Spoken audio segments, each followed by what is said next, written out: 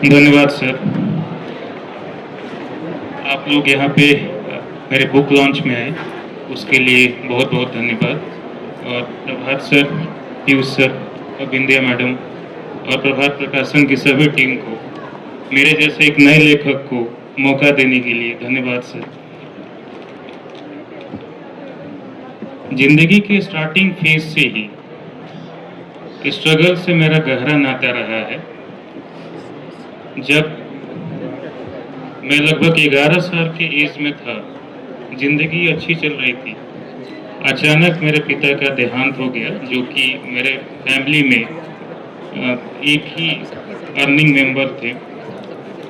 तो स्ट्रगल को मैंने बचपन से ही देखा है, और जब धीरे धीरे मैं करियर में सेटल होते गया, तो मुझे हमेशा ऐसा लगता था कि मैं समाज के लिए क्या कर पा रहा हूँ। धीरे धीरे ऐसा ख्याल आया कि जो कविता लिखने और डायरी लिखने की मेरी आदत है, उसको क्यों न किताब लिखने में बदला जाए, जिससे मैं स्ट्रगल के दौरान जो भी मैंने सीखा है ज़िंदगी से, ज़िंदगी के साथ जो भी मेरा एक्सपीरियंस रहा है, उसको मैं युवाओं के पास पहुंचा सकूं। लगभग 2021-2022 से लिख रहा हूँ। धीरे धीरे 2 किताबें बन गई हैं और 2 किताबें और आने वाली हैं। मेरी जो भी लेखनी होती है, भले ही वो किताब के फॉर्म में हो, कविता के फॉर्म में हो या आर्टिकल्स के फॉर्म में हो, लगभग सभी लेखनी युवाओं के लिए ही होती है। जो जब एक बच्चा स्कूल कॉलेज से निकलता है, तो लगभग स्कूल में तो हम लोग सिलेबस याद करके स्कूल के एग्जाम में पास हो जाते हैं, लेकिन जब जिंदगी एग्जाम लेती है तो जितने भी क्वेश्चंस होते हैं सभी आउट ऑफ सिलेबस होते हैं। तो ये बहुत ही कंफ्यूजन वाला फेज होता है, और इस फेज के लिए ही मेरी लेखनी होती है कि युवाओं को मजबूती से जिंदगी जीने के लिए इंस्पायर किया जा सके। मेरा बैकग्राउंड है कि मैं एक इंजीनियर हूँ, मार्शल आर्टिस्ट हूँ, और 2 किताबें निकल चुकी हैं। ये जो किताब है लेटर टू माय सन, इसमें मैंने कुछ ऐसे सुपर स्किल्स के बारे में बताया है जो कि आप अपने पर्सनल लाइफ और प्रोफेशनल लाइफ दोनों जगह आप इसको यूज कर सकते हैं। और ये जो सुपर स्किल्स है, ये बहुत ही रॉकेट साइंस नहीं है। ये मुझे भी पता है, आपको भी पता होगा, लेकिन इसका इम्पैक्ट कितना है, ये कितने पावरफुल है, ये शायद इसकी अहमियत क्या है, ये शायद हम लोग नहीं समझ पाते हैं।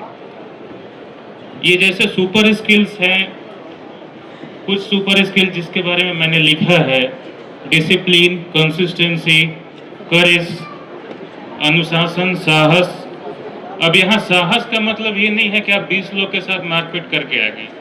साहस का मतलब ये है कि अगर हमको कोई चीज़ सही लगता है, तो भले ही दुनिया में कोई हमारा साथ ना दे, हम उस चीज़ को करेंगे।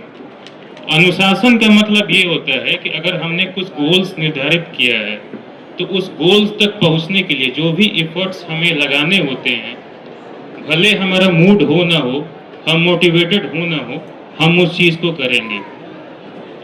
आजकल सोशल मीडिया के ज़माने में मोटिवेशन मुझे लगता है कि ज़्यादा ही ओवररेटेड हो चुका है।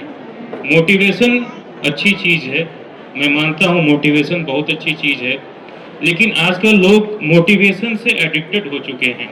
ये बहुत ही डिजास्टर आने वाला है। जब हम मोटिवेटेड होते हैं तो उस वक्त अपना काम करते हैं, और जब मोटिवेशन नहीं होता है, हमारा मूड नहीं होता है, तो हम उस वक्त अपना एफर्ट नहीं लगाते हैं। तो मुझे लगता है कि मोटिवेशन की जगह पे अगर हम डिसिप्लिन से दोस्ती करें, तो शायद हम बहुत ही अच्छा काम कर पाएंगे। आप में से कुछ लोग अगर जिम जाते होंगे, तो शायद आप लोग वे प्रोटीन या एनर्जी ड्रिंक लेते होंगे। लेकिन मेरा सवाल ये है कि क्या आप वे प्रोटीन या एनर्जी ड्रिंक से ही सरवाइव कर सकते हैं, या आपको एक बैलेंस डाइट भी चाहिए? तो मुझे लगता है कि डिसिप्लिन को बैलेंस डाइट जैसा देखते रहिए, उस पर चलते रहिए, और जब जब आपको एनर्जी ड्रिंक मिले मोटिवेशन का, आप अपना स्पीड स्पीड जो होता है उसको तेज कर लीजिए, भाग चलिए आप। इसके साथ इस किताब के अगले हिस्से में मैंने हेल्थ और फिटनेस के बारे में लिखा है, क्योंकि मेरा मार्शल आर्ट का बैकग्राउंड रहा है। आप देखते होंगे कि बहुत ही फिट आदमी देखने वाला, सिक्स पैक के साथ, मसल्स के साथ, अचानक उसका स्ट्रोक आ जाता है, हार्ट अटैक आ जाता है। तो हेल्थ और फिटनेस दोनों को कैसे हम बैलेंस करके चलें, इसके बारे में भी मैंने लिखा है। किताब के आखिरी भाग में जो इंडिया में जो सबसे ज़्यादा लोग मरते हैं 10 डिजीज से और सबसे ज़्यादा अफेक्टेड होते हैं 10 डिजीज से, उसके बारे में मैंने लिखने का कोशिश किया है। और एक 15, 20, 25, 30, 35 साल के युवक को, यूथ्स को उस डिजीज़ के बारे में क्या जानना चाहिए कि होने का जो, उस डिजीज़ को होने का जो चांस है, संभावना है, उसको कुछ कम किया जा सके। मुझे लगता है कि किताब जो होता है एक गूगल मैप जैसा होता है। ये हमें डायरेक्शन तो दे सकता है, लेकिन इसका जो इसका सीख है उसको हमें खुद इम्प्लीमेंट करना होगा। अगर आपको यहाँ से न्यू दिल्ली रेलवे स्टेशन जाना है, आप कितना भी गूगल मैप देखते रहिए, दिन भर देखते रहिएगा, और अगर खुद कैब या टैक्सी बुक नहीं कीजिएगा, अगर खुद से आप ड्राइव नहीं कीजिएगा या पैदल ही नहीं निकलिएगा, तो कितना भी आप गूगल मैप देखें, आप यहीं पर रह जाइएगा।